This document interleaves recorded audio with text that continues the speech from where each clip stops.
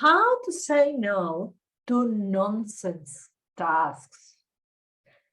At the end of this video, you will know how to eradicate nonsense activities from your calendar without creating awful relationships at work and becoming more productive, more engaged. Isn't that a match made in heaven? With the 3 recommendations that I'm going to share with you in this video, I have increased my productivity tremendously. And something else, my joy, my calm, and my engagement.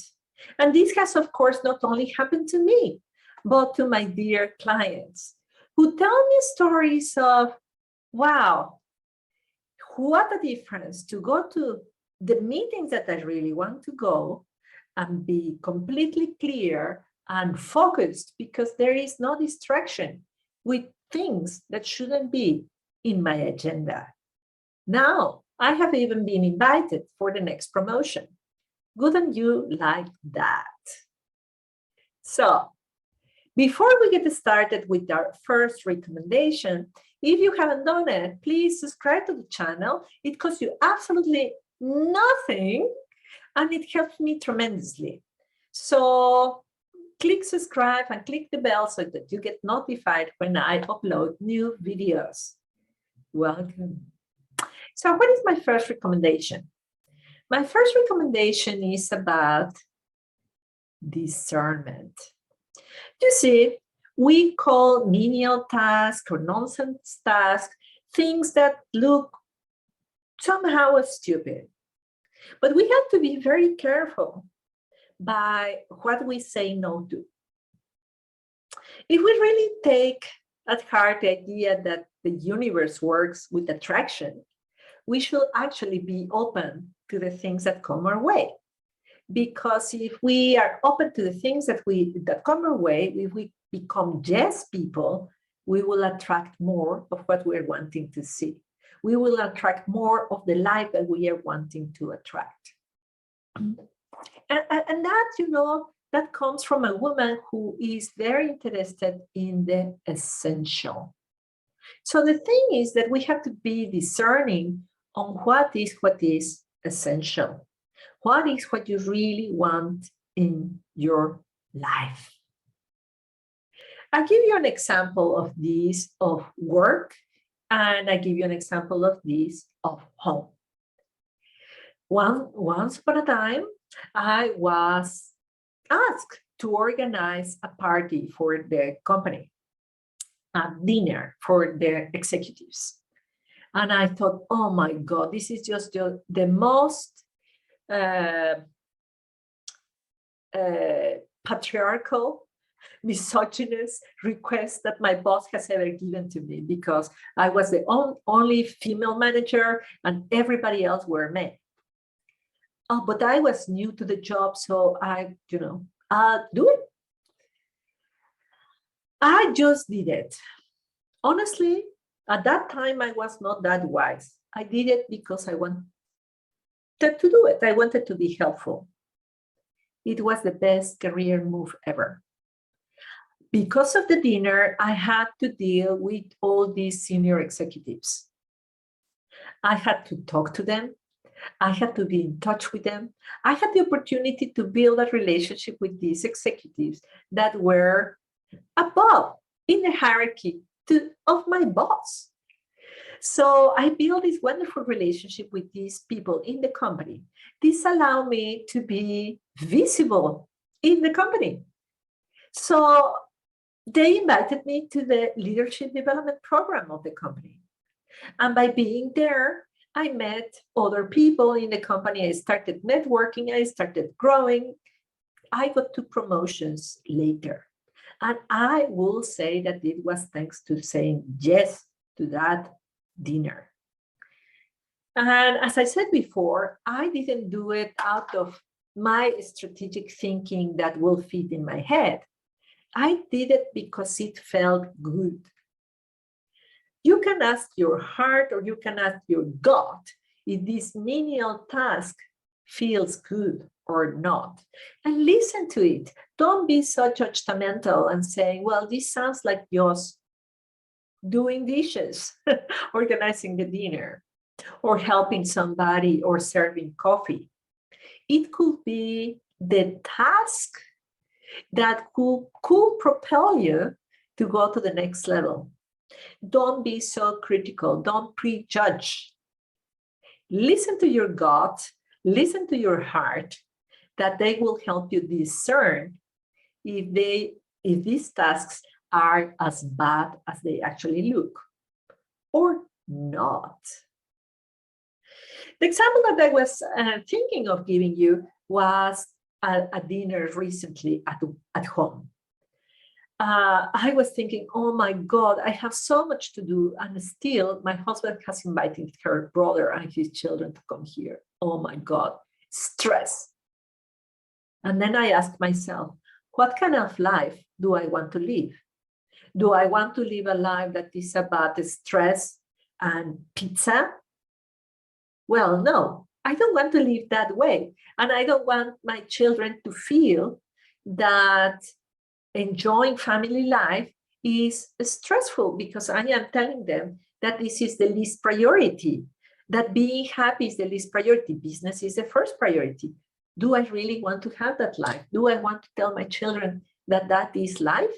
Oh no, that's my discernment. So this task that seems to be menial, unimportant as a business owner, because that's possibly more accurate. That is not about work, because I'm a business owner. It is about what kind of life I want to have. So I said, yes, I want to have a life in which my family feels welcome at home. So, but I'm really stressed. What do? I sit down and make a plan so that I can make it easy. So then I was able to say yes. So this is discernment. How I can under which circumstances I will say yes, under which circumstances I will say no. When you reconnect with your values, that's the dinner. How do I want my life to look? And when you reconnect with your heart and gut, does it feel good? Then say yes. And what is very interesting is that you will be saying yes to that activity, but you are transforming that activity from nonsense activity, from non-profitable, from waste of time, to something that actually builds upon the goals that you want to achieve. That is discernment. Number 2, tactical empathy. You see, there is nothing best, there is nothing better than prevention. You can have serious arguments with your boss and tell him or tell her, I don't want to do that activity. But this is really just curing things. What you want to do is to prevent this from happening. How do you do that? Well, you start building a relationship with your boss. Start building a relationship. And how do you build a relationship? With conversations, with sense making, with day-to-day conversations, and conversations that are important. There is an important conversation that I suggest to you to have every single week. And this is very simple. What happened last week? What you achieved last week? So you're doing, if you wish, an advertisement of how good, how professional, how intelligent, how serious you were last week, because these are all the things that happened last week.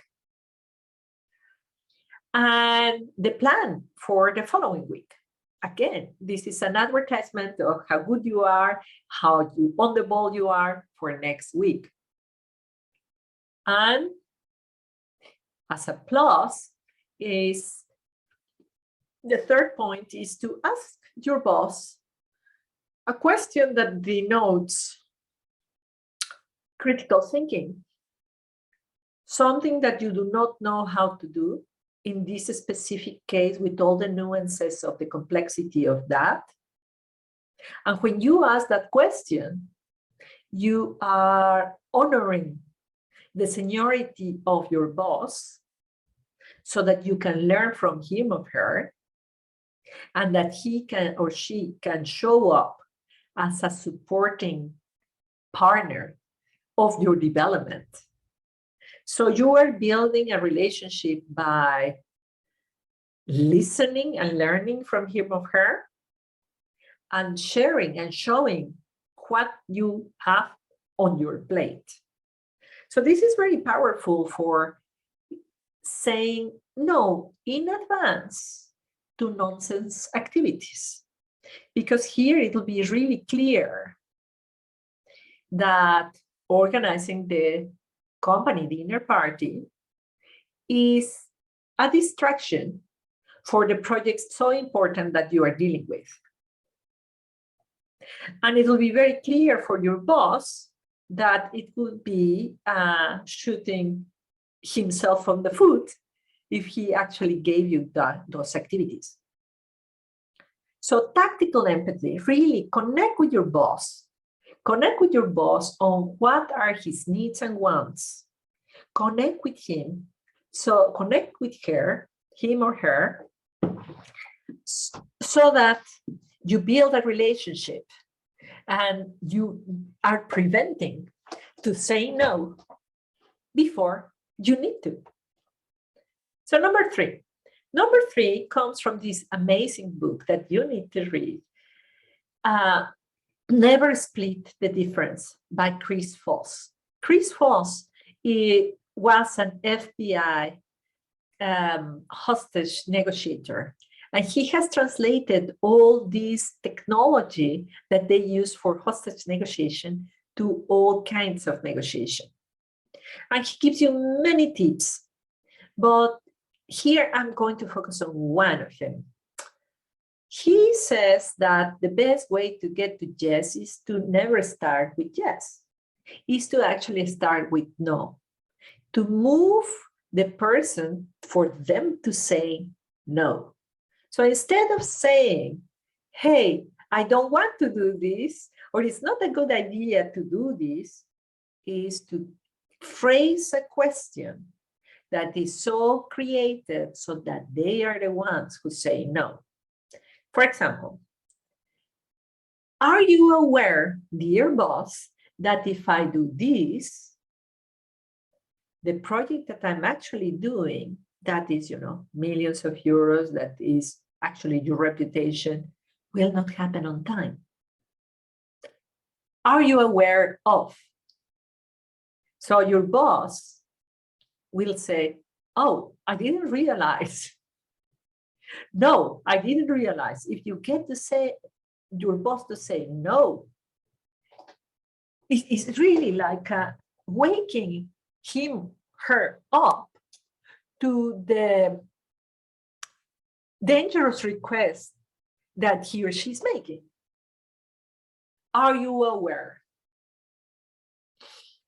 Another way of getting a no from your boss is, would you have an MBA graduate, vice president of, a manager of, you say your titles, either your study or your title, serving you coffee instead of what you are doing? Would you have me describing your title, doing this instead of? And this should be the answer. Oh, no, I wouldn't do that. Good. And you can do it poetically, no? Would you have a Ferrari carrying cement?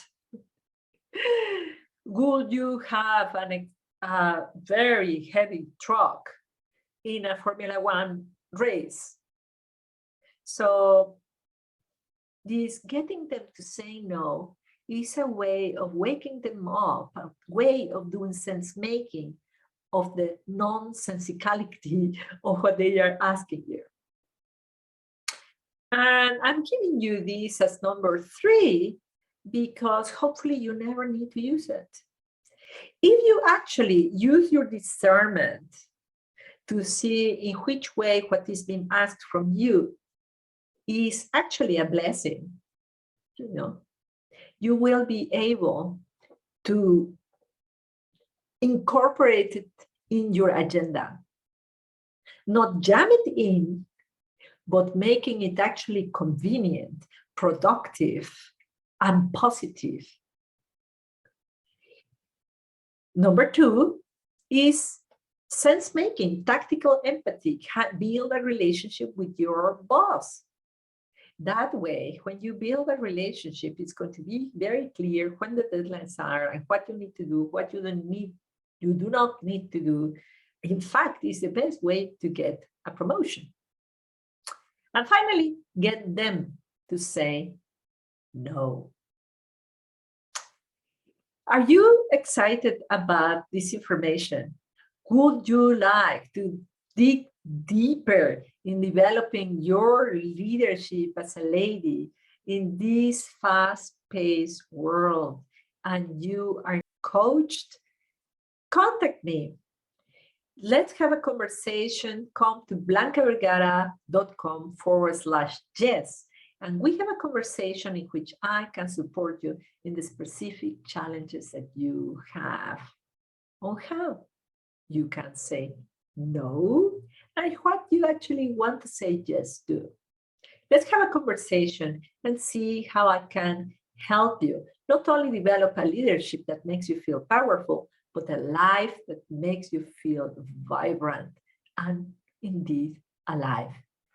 Wishing you a wonderful day, and I hope to see you again soon.